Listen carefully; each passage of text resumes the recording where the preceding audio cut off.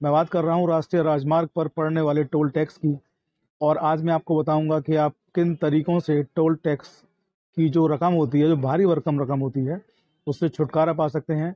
वे कौन से तरीके हैं जिससे आप बिना टोल टैक्स दिए हाईवे को इस्तेमाल कर सकते हैं और टोल पर बिना टैक्स दिए अपनी गाड़ी को लेके जा सकते हैं।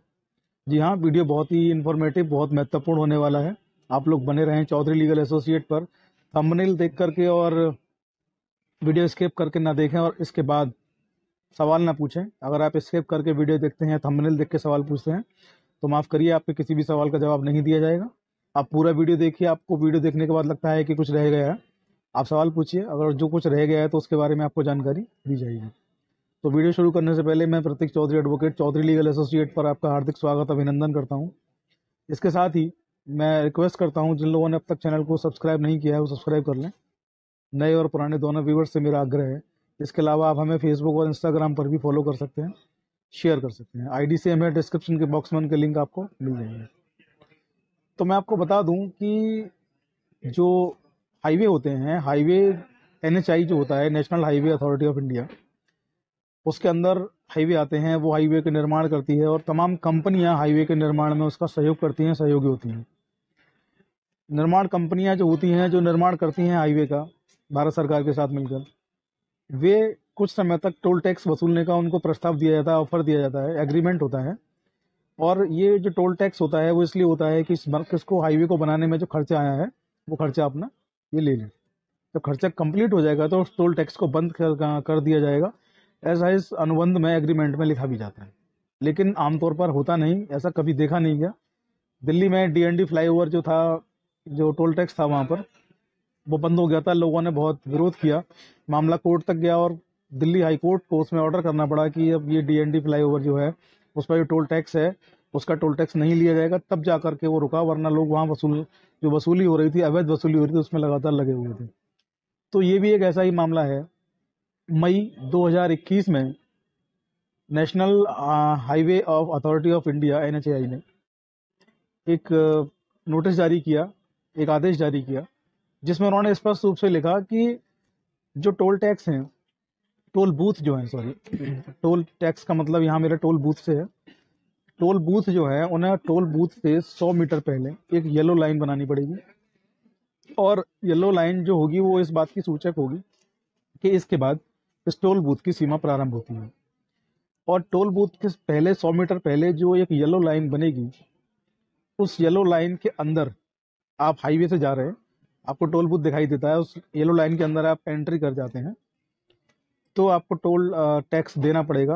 अगर किसी वजह से जो आपको जाम या तमाम चीज़ें ऐसी होती हैं, जाम लगा है, बड़े लंबी लंबी लाइनें लगी हैं, और 100 मीटर पहले की जो येलो लाइन है उससे पीछे आपकी गाड़ी खड़ी होती है आकर के, वजह कुछ भी हो, अगर जाम लगा है और आप वहां तक येलो लाइन तक नहीं पहुंच पा रहे हैं, आपकी गाड़ी पीछे खड़ी है, ऐसे में आपकी गाड़ी को कोई भी टोल टैक्स नहीं देना है। 2021 मई के महीने में भारत सरकार की national highway authority of India ने ऐसा आदेश जारी किया है। सरकार ने आदेश जारी कर दिया है, लेकिन एनएचएआई ने और जो कंपनियां हैं टोल बूथ की, या कहेंगे सरकार की भी उदासीनता रही है कि इसका प्रचार और प्रसार नहीं किया है। इसकी कॉपी हमारे पास मौजूद है, उस कॉपी को स्टडी करने के बाद ही आपसे बात कर रहे हैं। तो आप लोग सजग हो जाएं, आप लोग जाग जाएं, और एनएचएआई की वेबसाइट से जाकर आप मई 2021 का ऑर्डर ये डाउनलोड भी कर सकते हैं।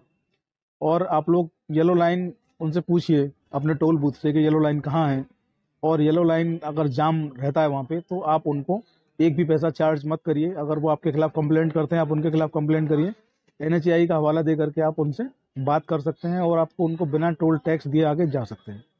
क्योंकि एनएचएआई का जो लेटर है उसमें स्पष्ट लिखा है कि येलो लाइन के बाद कोई गाड़ी रुकती है, जाम में फंसती है, तो उसको कोई भी टोल टैक्स का रुपया नहीं देना है। मैं आपको बता दूं कि टोल टैक्स पे लंबी लाइनें ना लगें, लंबी भीड़ ना हो, इसीलिए भारत सरकार ने जो है फास्टैग की व्यवस्था करी है।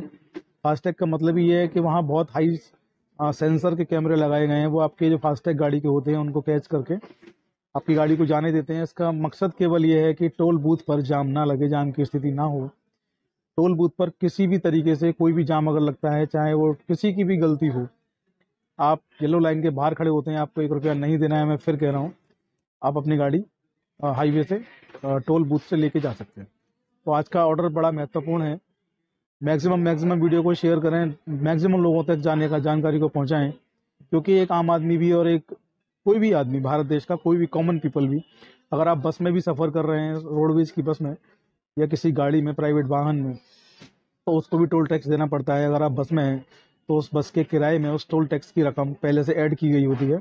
तो कोई भी व्यक्ति ये नहीं कह सकता कि टोल टैक्स या टोल बूथ से मुझे कोई मतलब नहीं। देश के प्रत्येक नागरिक को उससे मतलब है, चाहे उसके पास वाहन हो चाहे ना हो।